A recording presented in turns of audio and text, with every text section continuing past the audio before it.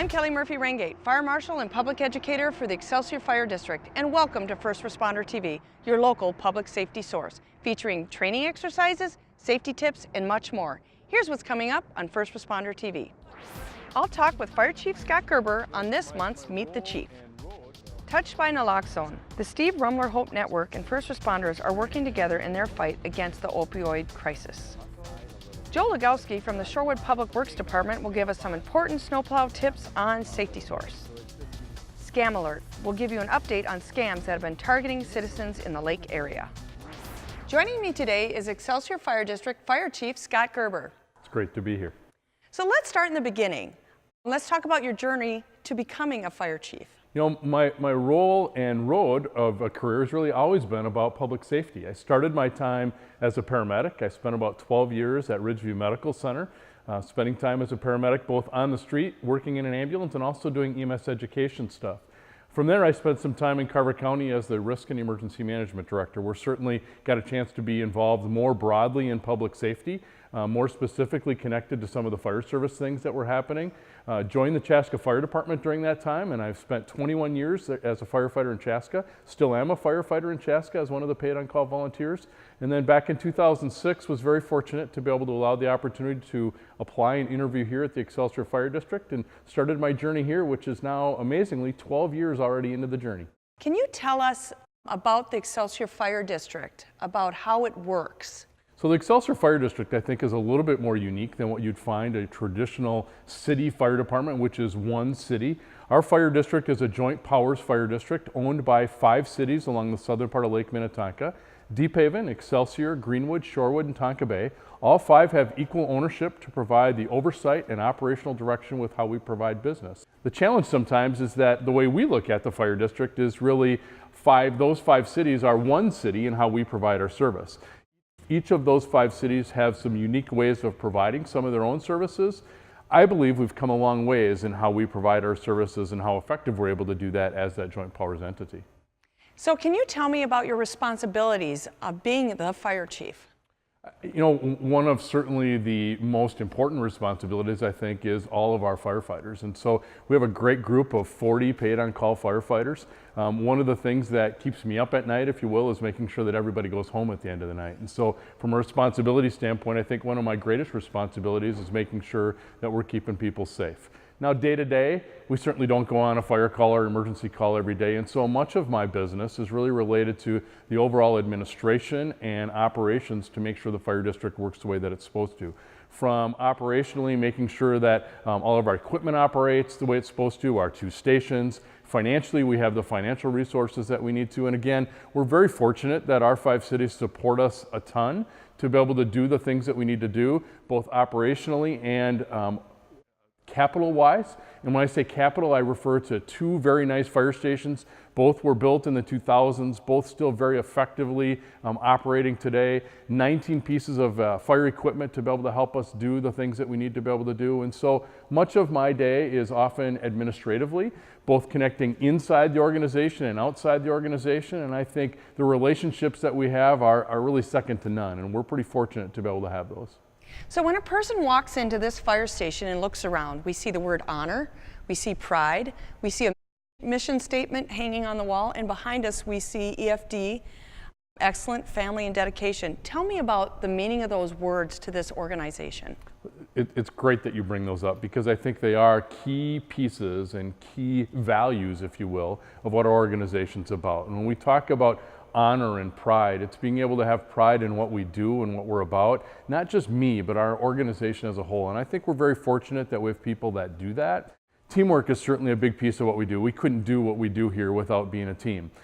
There's no I in team, and all of us need to be able to work together to make things function the way that they're supposed to. But behind us is probably the 3 of my favorite words as we talk about Excelsior Fire District, and we use EFD a lot. And really, as we develop those and put these on the walls as cornerstones to what we all look at and think about. And they're in this part of the building by design, because as we walk in and out of here every day, it's something that we get to see and talk about. So the EFD words, right? Excellence, about making sure that we can strive for excellence. And we talk a lot about, it's not about being perfect, but it's about being excellent and making sure that our service delivery is at that excellence level. The family piece is really so important about, as firefighters, we certainly are a family. And I think that family goes beyond just our group of firefighters. It's other fire departments. It's our internal family of spouses and significant others and kids all being part of that family. And just like our own families, it's not always great times. There's sometimes challenges that go with that, but being able to work together to get us where we need to go is really that strong part of that family. And then certainly the D being dedication. We couldn't do what we do without people being dedicated. Your role that you have in this organization, from being the prevention and community risk reduction piece to the response that we have in all of our firefighters, we couldn't deliver the service that we do without having good quality paid-on-call firefighters to come and do what we do. So what do you think right now is the biggest challenge for this fire department and other fire departments across the state? It doesn't take me very long to come up with that answer, because it's really staffing. And it's getting harder and harder for us to find paid-on-call firefighters, people that want to be able to do this. And so certainly as we talk about this and as I reach directly out to those that are in our audience, maybe watching today, we're looking for people. We're looking for people to be able to help. People's time is so much different than the way it was a number of years ago. And so as a fire service that provides service to 5 cities and goes on about 800 calls a year, we ask a lot for people, and people aren't always able to give that time. Clearly for us, staffing moving forward today and over the next 5 to 10 years is our biggest challenge. How are we going to continue to provide that service with that excellence and the family and the dedication going behind it without having the same amount of people that are able to dedicate the time? So as a fire chief, tell me about some of your favorite things about being the fire chief. Great question. Probably one of my most favorite things is certainly working with people. We have some great people here and being able to work with people inside and outside. Another favorite would be never 2 days that are the same. My wife reminds me a lot of times that I'll come home and maybe be frustrated that we had 3 or 4 different calls during the day and I didn't get done what I needed to be able to get done. And she often will remind me, well, you are in the fire service, right? And that is what you have to be able to do. And so I think the flexibility, certainly the ability to have the emergency stuff come in at a moment's notice and to be able to leave and go with and be able to respond and make a difference in people's lives. So can we talk about your latest deployment, being on the emergency response team? I've been very fortunate in my emergency services career that I've had the opportunity to interact with incidents, bigger incidents that have happened across our country. So most recently, as part of the all-hazard incident management team in the state of Minnesota, which I've been a part of for a number of years, that group was deployed to the state of Florida to help with Hurricane Irma. We were deployed for 2 weeks. We got to Florida, they staged us and then deployed us down into the Keys. Our mission when we were down there was really 2 things. One was to help support the Emergency Operations Center, and we had a couple of people that helped in that area in the planning section, but the rest of us primarily were a part of setting up and operating with the National Guard points of distribution. So a point of distribution is where somebody in the community would come and get food, water, and ice to be able to be sustainable to keep them doing what they were doing. When we arrived in the Keys, there was no electricity, there was no sanitation, there was no food, there was no water, there was no communications, meaning no cell phones that we rely on heavily today, no radio systems to be able to operate in. And in the time we left, 2 weeks later, most of those systems were up and operational again, and so it was fun to be able to see the changes and impacts that were made while we were there. Is there anything else that you would like to tell your viewers that we did not talk about today? I'm a husband, I'm a dad, I'm a grandpa. Family means a lot, family here as well as family at home. And one of the other things that I do that often charges my batteries that some people may not know is I coach high school baseball. And so to be able to work with kids in a high school setting, to be able to watch where they are and watch them grow is something that certainly helps me grow as well. And fortunately, I think helps keep me strong with what we're doing here and where we're going. Thank you so much for joining us today and taking the time. We really do appreciate it. Thanks for having me. You're welcome. First Responder TV will be right back after this short break. Mike, I'm heading out to run some errands. Better get up soon. Mike, don't you have to go to work? Mike. Honey? Are you listening to me? Mike, get up. Mike, wake up. Michael, get up. Honey, get up. Mike, baby, wake up. Opioid addiction continues to be an epidemic in Minnesota, but the life-saving drug Naloxone is giving individuals a second chance at life.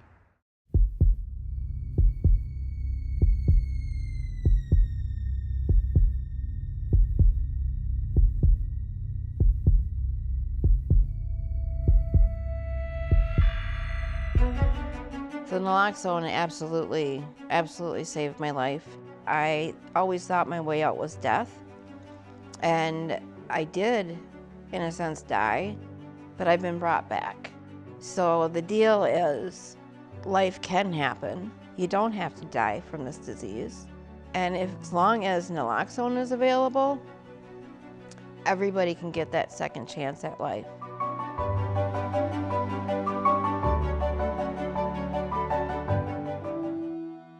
My addiction started, I was about 13. So I started drinking a little bit with my friends, and what I found was that alcohol was much different in me than it was with my friends.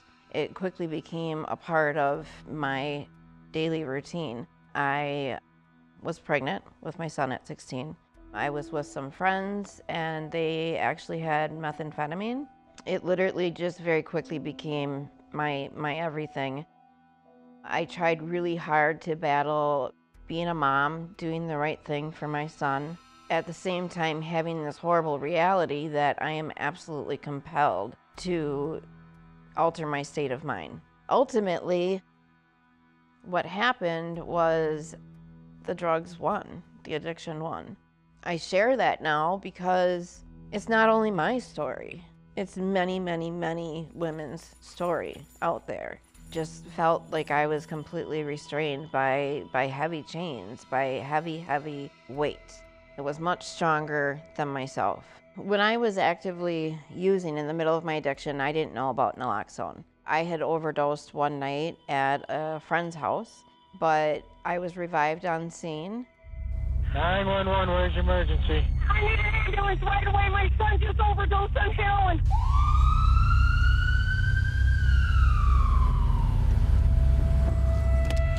My brother passed away about 17 years ago, and I've watched this for the last 17 years get worse and worse and worse. In healthcare, the one thing that I wanted to or hoped to accomplish at some point in my career was that, you know, I would sort of prevent that kind of pain for another family. The call that was most important to me, or the call that I truly absolutely wanted to go on, was a heroin overdose. As of July, I've actually reversed 38, and that's not even including my partner's calls, so you could probably double that number as an estimation. You know, there's a hopelessness in that at times, but, you know, I feel comforted and hopeful when I, know that there's people out there like this who work for the Steve Rumler Hope Network, and paramedics who work at Hennepin County Medical Center, and the police officers and firefighters who are out there every day, doing what they can to save lives.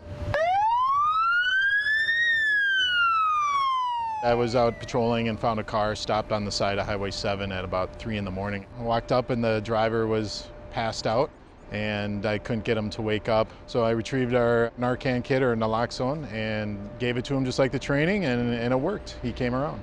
We've had it about 2 years now. The interesting thing about it, I guess, is just how easy it is and how simple it is to have something like that can make such an impact. There are very few things that we have on the ambulance that are, a true blue antidote. As far as medications go, it's a very benign medication and does a very specific thing, which is blocks the opioid response in the receptors in the brain. And I myself have given it in situations where, maybe I wasn't sure whether or not this was an opioid overdose, but, this was an unconscious patient with, unknown factors involved, and I've had absolutely no problem giving this medicine. I feel so blessed every single day that not only do I get to be sober and alive, but I get to be a part of life. The Steve Rumler Hope Network, what we do is we offer naloxone kits to anybody who needs them or wants them. We offer training. So you find someone who's overdosed, what's the first thing you're going to do? Yep, try to wake them up really quick. If they're not responding, then we do the breaths. That's right, so you're gonna do 2 rescue breaths, 5 seconds apart, and then you're gonna quickly prepare your naloxone. So this is a muscle. Which 3 muscles or areas of the body can you inject into? Arm, thigh, and then upper buttocks, okay? So you do it directly into the muscle, you inject, and then you're good. I get to be that person that shows that this is possible, that it is worth saving the life. It's worth using the Narcan. It's worth having the Narcan. In the last few years, though, there is certainly more awareness that when we get a call of somebody who's unconscious, not only do we bring our bag valve mask and oxygen tank and defibrillator, but we grab the opiate kit too. The things that we look for, an unexplained reason for somebody to be passed out, and then check the pupil size. That's a classic sign. And then also look for paraphernalia around them, squares of tin foil. Of course, the classic sign is needles, but that's not always the case. And then look for, their history. If you know that this is something they've been doing, provide them with that rescue breathing, but get them the Narcan as soon as you can, or the Naloxone. That's not the end of the story. They still need to go to the emergency room because that Naloxone is going to wear off. Typically, I think 30 minutes to an hour, it wears off, and they could relapse into that situation that you found them in. By me having Narcan on me when I'm in my addiction would not tell me, okay, I can use more today because I have Narcan. When you're active in your addiction, you're using as much as you can anyway because that's part of the disease. We're absolutely not enabling addicts, and we are absolutely saving lives. If there is an increase in the use or the frequency of overdose, it's because that we're in the middle of an epidemic. It has nothing to do with Narcan. You take Narcan off the street, you take the antidote to opioid overdose off the street, all you're gonna have is more death. You want people to get sober, you want people to recover. A prerequisite for recovery is staying alive. I unfortunately have people in my life. There's 2 people that I was close to that are no longer here today because Naloxone wasn't available. If it takes 2 or 3 times for a person to overdose and get saved, then that's what it takes. But they find their way. I know so many people today who are sober and living an active life in their community and giving back because of Naloxone. We're trying to work ourselves out of a job here, right? So we're trying to have everyone in the state carry Naloxone, and hopefully people will stop using. Hopefully this drug will get off of our streets and we won't be needed anymore. But until then, we are out there every week doing trainings. This morning when I was leaving on my way here, my neighbor came downstairs and he came over to the car and he said, "Heather, you're not gonna believe this." He said, "You know that kit you gave me 2 weeks ago when you trained me?" And I said, "Yeah." And he said, "I saved a life 2 nights ago." And the amazing best part about his life being saved is he went to treatment this morning. So I'm bringing him another kit today.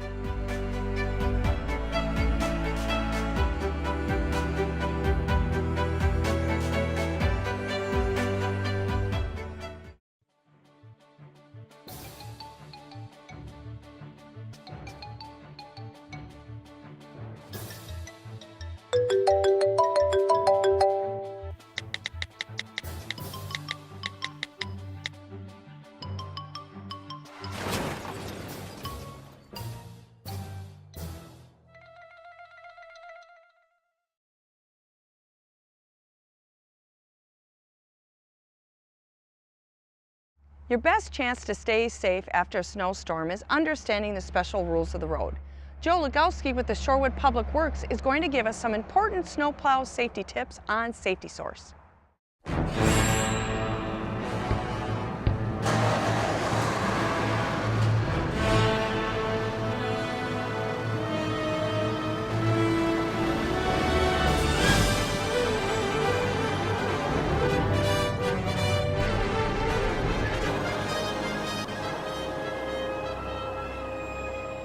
Some of the issues are people will drive too close and won't give you the room there, or they won't pull off to the side a little bit to let you drive by. When people don't move over, our blade might be in the other lane of traffic a little bit, so it could be where it's a hazard to oncoming traffic.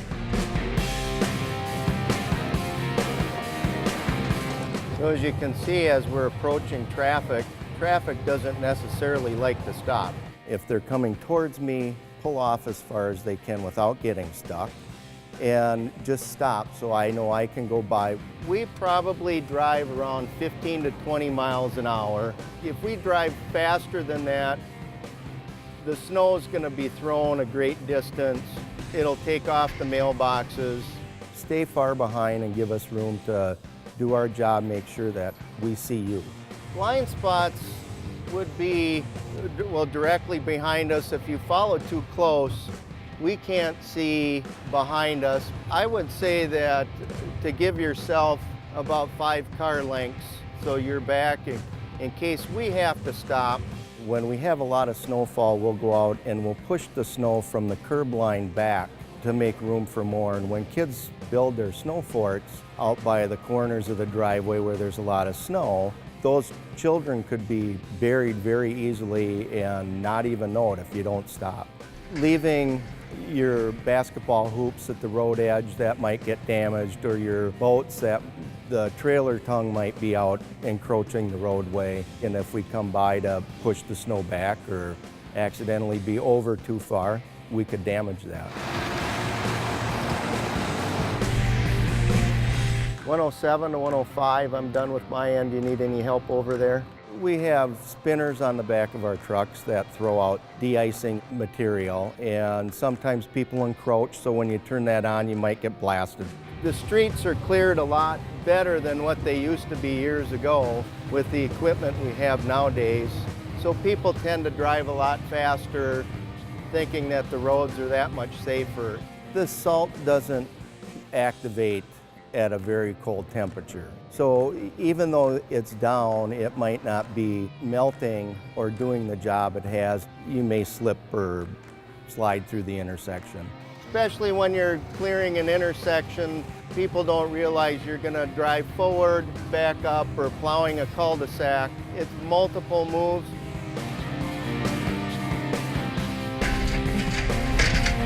You can't see when you're close. You can't see the vehicle behind you, and you just need to give us room to do our job.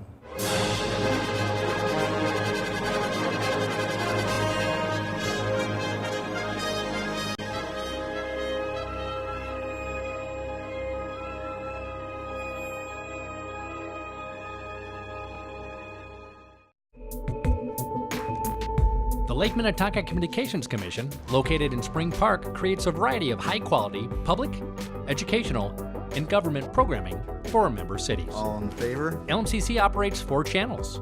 Channel 8, or HD 808, offers city council meetings in high definition. Staff-produced and community programming airs on channels 12 and 21. Channel 20 features school board and other government agency meetings. The studio is fully equipped in high definition, featuring state-of-the-art Panasonic cameras and fluorescent lighting. The studio is used to create a variety of LMCC programming. The LMCC production van is used to cover a variety of events in the community in high definition, including high school sports, concerts, and community forums. If you live in one of our member cities and are interested in producing your own show or using your talents for a production, please contact the Lake Minnetonka Communications Commission. LMCC, your community TV. It's time for Scam Alert. This segment alerts the public on scams that have been reported to local police departments.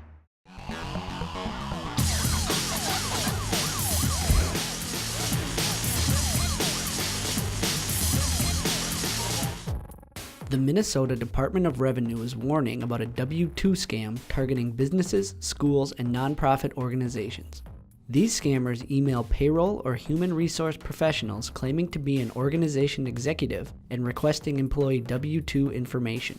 The email often looks legitimate to unsuspecting employees, who then send the requested material, disclosing private information to an unauthorized party.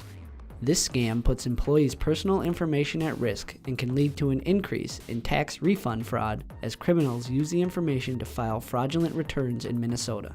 Stolen identities can lead to longer waits for refunds as the Minnesota Department of Revenue works to verify that the return and refund are legitimate.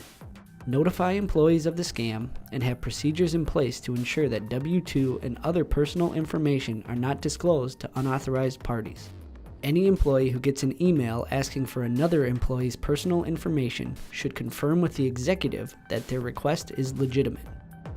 The Minnesota Attorney General's office has received reports about a telephone scam that preys on senior citizens by offering free medical alert devices. Scammers scare and defraud seniors by convincing them to disclose their private information so they can use it to commit identity theft or drain bank accounts. Often, the callers claim they are with Medicare or a familiar medical provider. The caller says that an anonymous person or family member has paid for the alert system and that you must provide your information for delivery and setup. Scam callers who obtain private financial information will use it to steal money. If you are not sure who you're dealing with, don't give out any personal information. No legitimate organization, including Medicare, will call to ask for your bank account or social security number. The longer you spend on the line with a suspicious caller, the more likely it is you will get another scam call. Remember, if an offer seems too good to be true, it probably is. You should hang up and report the matter to the Minnesota Attorney General's office by calling 651-296-3353. South Lake Minnetonka Police Department is warning about scammers claiming to be from Xcel Energy demanding payment for your bill. Recently, a local business received a call from someone claiming to be from Xcel Energy, stating they owe money and will shut off their power if they don't pay. The scammers are also calling homeowners and telling them to send prepaid money cards. These scammers sound authentic because they were successful in stealing Xcel Energy's phone system. If you get a suspicious call from someone claiming to be from Xcel Energy or another business, do not send them any money. Report the call to the Hennepin County Sheriff's Office Dispatch Center at 952-258-5321. Thanks for watching First Responder TV, your local public safety source. If you have an idea for a segment, an upcoming public safety or fire prevention event, please let us know.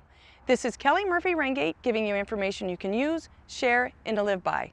See you next time.